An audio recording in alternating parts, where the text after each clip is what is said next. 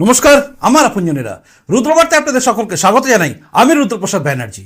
মমতা বন্দ্যোপাধ্যায় যতই চেষ্টা করুন তার গদি বাঁচানোর জন্য বাংলা জুড়ে আওয়াজ উঠেছে মমতা বন্দ্যোপাধ্যায় পদত্যাগ করুন, অর্থাৎ মমতা মাস্ট রিজাইন। এটা আজ নয়, গত দুদিন ধরেই কিন্তু এটা পুরো হ্যাশট্যাগ করে এটা কিন্তু ট্রেন্ড হচ্ছে এবং সোশ্যাল মিডিয়া এটা ট্রেন্ড হচ্ছে। এবং আপনারা জানেন টুইটার হ্যান্ডেল মানে যেটা এখন এক্স হ্যান্ডেল, সেখানেও এটা কিন্তু ট্রেন্ড করছে। সেই ট্রেন্ডিং হয়ে যাওয়া এই ব্যাপারটা, অর্থাৎ মমতা বন্দ্যোপাধ্যায় পদত্যাগ চাই, এই জায়গায় দাঁড়িয়ে মমতা বন্দ্যোপাধ্যায় বুঝে গেছেন গোটা বাংলা জেগে উঠেছে। শুধু বাংলা বলবো কেন, গোটা দেশ জেগে উঠেছে। আজ দিল্লির এইমসেও ডাক্তাররা তারা রাস্তায় নেমেছেন, অর্থাৎ প্রত্যেকে নামছেন, প্রত্যেকে প্রতিবাদ করছেন এই জঘন্য নারকীয় হত্যাকাণ্ড। ধর্ষণ করে খুন করা, একজন সরকারি হসপিটালে কাজ করা একজন লেডি ডক্টর, তিনি সরকারি হসপিটালের মধ্যে ধর্ষিতা হন এবং খুন হন, যার মধ্যে জড়িয়ে যায় অনেকের নাম, অর্থাৎ নাম এবার আসতে শুরু করছে অনেকের। আর এই ঘটনার পরেই আরজি করের তথ্য লোপাট করার জন্য যে আক্রমণ নেমে আসে, যেটা মমতা বন্দ্যোপাধ্যায় নিজেও বলছেন যে আক্রমণ সানানো, যে তিনি বলছেন রাম আর বাম। প্রথমত বলে রাখি, মমতা বন্দ্যোপাধ্যায়ের উচিত নয় বারবার রাম নামটা নেওয়া। রাম কোনোদিন আক্রমণে নামে না। রাম বাম বলা বন্ধ করুন, কারণ এটা আপনি ভুল কাজ করছেন। আপনি ধর্মীয় ভাবাবেগে অনুভব আর কি বলবো আঘাত করছেন, তো সেই আঘাত করা থেকে আপনি বিরত থাকুন। কারণ এটা যদি অন্য কোনো স্লোগান তুলতো, বিজেপি যদি অন্য কোনো ধর্মের স্লোগান তুলতো, আপনি কেন, আপনার দলের কারোর ক্ষমতা ছিল না সেই নামগুলো নেওয়ার। রাম বলে এখানে খুব বলছেন না, রাম এবং বাম এসব বন্ধ করুন। দ্বিতীয় কথা হচ্ছে, যখন তিনি রাম বাম বলে বিজেপি আর সিপিএমকে জড়াতে চাইছেন, তখন একটা ভিডিও ভাইরাল হচ্ছে যেখানে দাঁড়িয়ে এক উচ্চিংড়ে মার্কা নেতা, মানে নেতাই হবে বা দাদা হবে বা মস্তান হবে বা ছেঁচড়া টাইপের হবে, যিনি একটা কমেন্টস করছেন, যিনি বলছেন কোথায় সিপিএম কোথায় বিজেপি, শূন্য সিপিএম শূন্য বিজেপি। সেই ভাইরাল ভিডিও এখন খুবই ভাইরাল হয়ে গেছে এবং সেই ভাইরাল ভিডিওটা একবার দেখুন।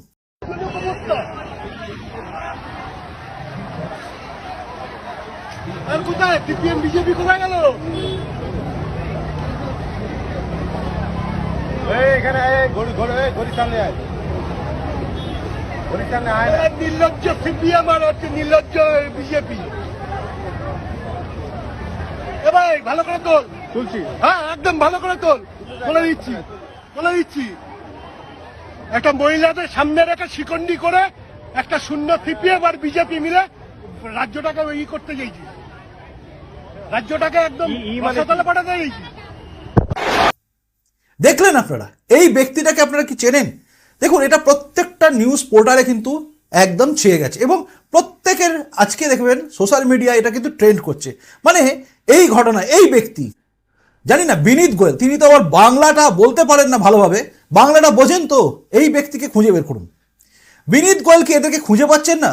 বিভিন্ন জায়গায় থেকে আমরা দেখছি, আনন্দবাজার পত্রিকার যেগুলো ওয়েব পোর্টাল, নিউজ পোর্টাল আছে, সেখানেও দেখছি অনেকের নাম দেওয়া আছে। কে জব্বার আছেন, বেলগাছিয়ার বস্তি যেখানে থাকে সেখানকার মানে মুসলিম এলাকার জব্বার বলে আছেন, সরফরাজ বলে নাম আছে। এই যে নামগুলো পর পর আমরা দেখছি এবিপি আনন্দ মানে আনন্দবাজার পত্রিকা তাদের নিজেদের নিউজ পোর্টালে দিচ্ছে। তা এদেরকে আপনারা গ্রেপ্তার করছেন না কেন? এরা কারা? এরা সিপিএম নাকি বিজেপি? দেখুন, এই যে লোকটিকে আপনারা দেখলেন, অর্থাৎ যে খুব দাপটের সঙ্গে বললো, সে কিন্তু বলছে কোথায় সিপিএম কোথায় বিজেপি। ভাবুন, এই লোকটাকে আপনার মনে হয় এ সিপিএম এর লোক নাকি বিজেপির লোক? আর যারা এই আক্রমণটা সানিয়েছে তাদের লক্ষ্য কি ছিল? থার্ড ফ্লোর মানে সেমিনার রুম। সেমিনার রুম মানে যেখানে রয়েছে এভিডেন্স, সেই এভিডেন্সগুলোকে নষ্ট করা। কারণ বুঝে গেছে তারা সিবিআই ঢুকে গেছে, ভেবেছিল এই রাজ্য পুলিশই চলবে, কলকাতা পুলিশই চলবে, তাদের মতো করে তদন্ত হবে এবং সেই তদন্তে যে করেই হোক উল্টো পাল্টা প্রমাণ হবে। কারণ আমরা আর বিশ্বাস করি না, এই রাজ্যে এমন জায়গায় পৌঁছে গেছে তদন্তকারী সংস্থার উপর বিশ্বাস আমাদের হারিয়ে যাচ্ছে। সিবিআই এর উপর বিশ্বাস এসেছে, কারণ কলকাতা হাইকোর্টও সিবিআই এর ওপরে ভরসা রাখছে। তাই আমাদের সবার ভরসা আছে সিবিআই। সেই সিবিআইকে আবার চাপ দিচ্ছেন মমতা ব্যানার্জি, আপনি রবিবারের মধ্যে জানিয়ে দিন, মানে মগের মুলুক, রবিবারের মধ্যে তদন্ত করে যা হোক করে সঞ্জয় রায়কে ফাঁসি দিয়ে দিন। সঞ্জয় রায়কে ফাঁসি দিয়ে দিলে সঞ্জয় রায় ধরা পড়ে গেছে, তার ফাঁসি হলেই ঝামেলা শেষ। এইদিকে আওয়াজ উঠছে যে সঞ্জয় রায় হয়তো কিছুই করেনি, এই দাবিটাও উঠছে। দেখুন, এই দাবিটা ওঠার পেছনেও আবার মমতা ব্যানার্জির অবদান রয়েছে। বলুন কেন? তিনি গতকাল ডরিনা ক্রসিংয়ে দাঁড়িয়ে বক্তব্য রাখার সময় ধনঞ্জয় চ্যাটার্জির নাম বলেছেন এবং তিনি বলেছেন কিভাবে একজন নির্দোষ ফাঁসি হয়ে গেছিল। তার মানে তিনি কি জানেন যে সঞ্জয় রায় নির্দোষ? তাহলে এর পেছনে কে আছে, এই প্রশ্নটা। আজকে মমতা ব্যানার্জিকে জবাব দিতে হবে। আজকে কলকাতার নগরপাল মানে পুলিশ কমিশনার কলকাতা পুলিশের বিনীত গোয়েল, তাকেও কিন্তু জবাব দিতে হবে। এখন তো বিরোধী দলনেতা বিনীত গোয়েলের বিরুদ্ধেই ব্যবস্থা নেওয়ার কথা বলছেন। মানে কোন জায়গায় যাচ্ছি আমরা? এই বাংলা উত্তাল হয়ে উঠেছে। মমতা বন্দ্যোপাধ্যায় ইউটিউবারদের বিরুদ্ধে এখন বিক্ষোভ দেখাচ্ছে, মানে ক্ষোভ, তার রাগ ইউটিউবারদের উপরে। তিনি আবার এআই টেকনোলজিকে বলছেন, এআই টেকনোলজি ইউজ করে আমি না থাকলে আমার গলাকে করা যায়। বাস্তব কথা, এর আগে তো অনেক কিছু হয়েছে এআই টেকনোলজিকে ইউজ করে। যেমন শুভেন্দু অধিকারী নামে বলা হয়েছে, তিনি একজনকে বলেছেন নাকি ধর্ম তুলে বলেছেন। এই সমস্ত কথা যেগুলো হয়েছে আর কি, এগুলো সবই তো এরকম এআই টেকনোলজি ইউজ করে করেছেন আপনাদের আই প্যাকের দল বলে মনে হয়। তো এই ঘটনাটা, যে ঘটনাটা আপনারা সামনে দেখলেন, অর্থাৎ ভিডিও ফুটেজ, যেখানে দেখা যাচ্ছে একজন কিন্তু চেঁচিয়ে চেঁচিয়ে বলছে, ভাষা দেখে মনে হচ্ছে ওপার বাংলার টান আছে। আর এই লোকটি কোথায় থাকতে পারে সেটা নিশ্চয়ই আপনারা এতক্ষণে খুঁজে বের করে ফেলেছেন। আপনারা বলুন, আপনারা জানেন কি এই ব্যক্তি কোথায় থাকেন? যদি জানেন তাহলে অবশ্যই আমার হোয়াটসঅ্যাপ নম্বরে আপনি পাঠিয়ে দিন যে কোথায় থাকে। আপনার কথা কেউ জানবে না, কারণ আপনারা সবাই হয়তো ভয় পাবেন যে এ আমার এলাকায় বলে দিলে আমার উপরে তাণ্ডব হবে। কারণ যেভাবে দাঁত মুখ খেঁচিয়ে, যেভাবে মুখ চোখের ভঙ্গিমা, অঙ্গভঙ্গিমা, বোঝা যাচ্ছে কোন লেভেলের, তাই এ কিছু ক্ষতি করতে পারে। তো এই ক্ষতি করতে পারা লোকগুলো যদি পরিচয় জানেন অবশ্যই আমাকে পাঠিয়ে দিন হোয়াটসঅ্যাপে। আমি চেষ্টা করবো এটাকে সামনে নিয়ে আসার, যে ব্যক্তির পরিচয় কি, কোথায় থাকে, কি করে। কারণ এইরকম লোক কিন্তু মোটামুটি এলাকায় একটা সন্ত্রাস সৃষ্টি করে রেখে দিয়েছে বলে আমার মনে হয়। যাই হোক, যেটা বলছিলাম, এই যে আওয়াজ তোলা এই লোকটাকে দেখে মমতা বন্দ্যোপাধ্যায় সমস্ত মিথ্যে, যেটা বাম, তারপরে বিজেপি, এই যে কথাটা বলেছিলেন নেক্সাস, একদম যে মিথ্যে এটা কিন্তু প্রমাণিত। আর এদের লক্ষ্যই তো ছিল সেমিনার হলটাকে ভেঙে দেওয়া, যাতে এভিডেন্স হারিয়ে যায়।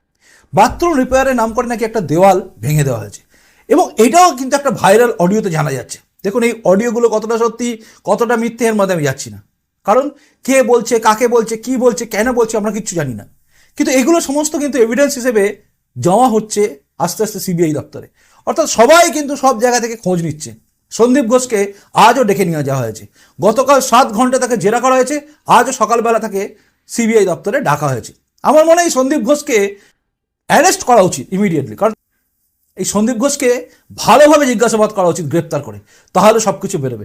এবং এই যে আক্রমণ করেছে এই লোকটিকে খোঁজা উচিত, যে বলেছে কোথায় সিপিএম কোথায় বিজেপি, একেও তুলে নিয়ে যাওয়া উচিত। আর এই পুরো তদন্তের ভার অতি অবশ্যই সিবিআই হাতে দেওয়া উচিত, কারণ সিবিআই হাতে যদি আক্রমণে তদন্তের ভার না দেওয়া হয় তাহলে কিন্তু এই লোকগুলো ধরা পড়বে না।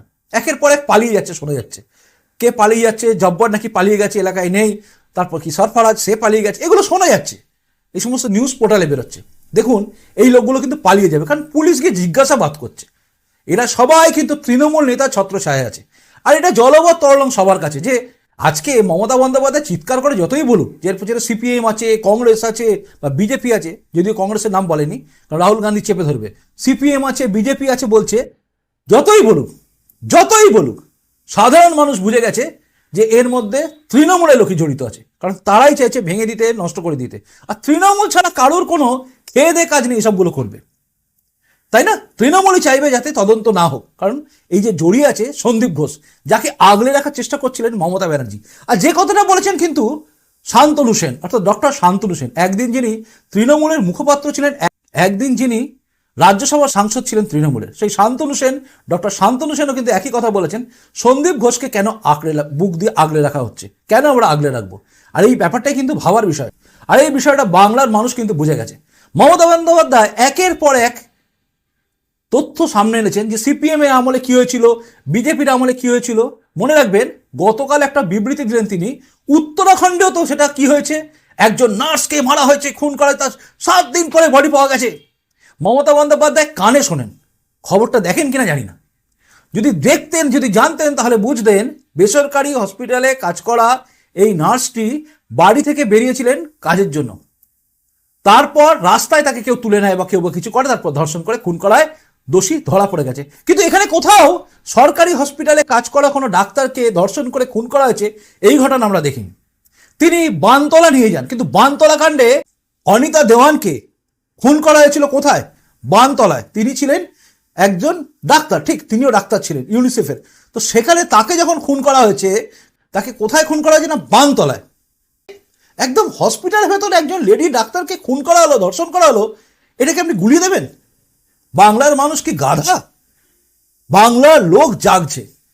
দফা 1 দাবি 1 মমতা ব্যানার্জি পদত্যাগ, এটা এখন স্লোগান, সবাই এখন স্লোগান দিচ্ছে। ধর্ষণকারীর ফাঁসি চাই, এটা যেরকম হচ্ছে ঠিক তেমনি নিরপেক্ষ তদন্ত চাই, এটা যেরকম হচ্ছে তেমনি আবার আওয়াজও উঠছে, এটা কিন্তু দফা এক, দাবি এক, মমতা ব্যানার্জির পদত্যাগ। তাই মমতা ব্যানার্জির পদত্যাগের দাবিতে বাংলা কিন্তু মুখর হয়ে উঠেছে। যতই আপনি এসইউসিআই আন্দোলনকে দমিয়ে রাখার চেষ্টা করুন, যতই বিজেপির আন্দোলনকে দমানোর চেষ্টা করুন, যতই আপনি সিপিএম এর বিরুদ্ধে বিষোদ্গার করুন, বাংলার মানুষ আর শুনবে না। এনাফ ইজ এনাফ, অনেক হয়ে গেছে, অনেক আমরা সহ্য করে ফেলেছি। ইউটিউবারদের বিরুদ্ধে আপনার ক্ষোভ, আপনার রাগ, সবাইকে আপনার গুণগান করবে? কি পারবেন আপনারা? পুলিশকে দিয়ে করেননি চেষ্টা? আমাকে তো ফাঁসিয়েছেন, লকআপে রেখে দিয়েছেন। আরামবাগ টিভির শফিকুল ইসলাম, তাকে রেখে দিয়েছেন। সন্ময় ব্যানার্জিকে রেখে দিয়েছেন। মানব গুহকে রেখে দিয়েছেন। শুদ্ধশীলকে টর্চার করেছেন, মানে তাকে বাড়িতে মেন্টাল টর্চার করেছেন, পাঠানো, পুলিশ পাঠানো, সব কিছু করেছেন। সব তো করে নিয়েছেন আপনাদের, সব কিছুই তো আপনারা করে নিয়েছেন। আপনি আবার বলছেন মোদি বলে দিয়েছে কড়া পদক্ষেপ নেব, এআই টেকনোলজি, কি বলে ফেক ফেক ভিডিও, এই যে কথাগুলো বলছেন। নরেন্দ্র মোদী কি বলেছিলেন?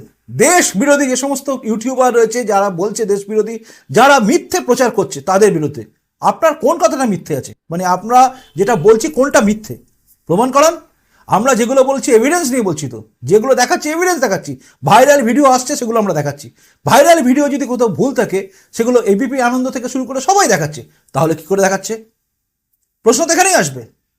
তাই আমাদের ওপরে আগুন, মানে আমাদের ওপর রক্তচক্ষু করে লাভ কিছু নেই, উল্টে ক্ষতি আপনার। কারণ আপনাকে পদত্যাগ করতেই হবে। দাবি এক, আওয়াজ এক, সব কিছুই এক, মমতা ব্যানার্জির পদত্যাগ। যাই হোক, এটাই ছিল এখনকার রুদ্রবার্তা। যদি মনে প্রতিবেদনটা ভালো লেগেছে লাইক করবেন, যদি মনে শেয়ারযোগ্য শেয়ার করবেন। আর এই বিষয় নিয়ে আপনি কি ভাবছেন? এই যে লোকটির ছবি দেখালাম, মানে তৃণমূলে আমচা, চামচা, বেলচা বা চা চা যেই হোক, এই লোকটা কি আপনার এলাকার? হলে হোয়াটসঅ্যাপে জানান। আমি বলছি না আপনাকে কমেন্ট বক্সে কমেন্ট করতে হবে, কিন্তু জানান। হোয়াটসঅ্যাপে হলেও হোয়াটসঅ্যাপে জানান। জানার দরকার আছে এই ব্যক্তিটি কে, যার এত আস্ফালন। আর আস্ফালন হয় কারণ গলির কুত্তা গলিতেই শের হয়, বাইরে নয়। যাই হোক, এখনকার মতো আসি, দেখা হচ্ছে পরের রুদ্রবার্তায়। খুব ভালো থাকুন। নমস্কার, বন্দে মাতরম, ভারত মাতা জয় হোক, জয় হিন্দ।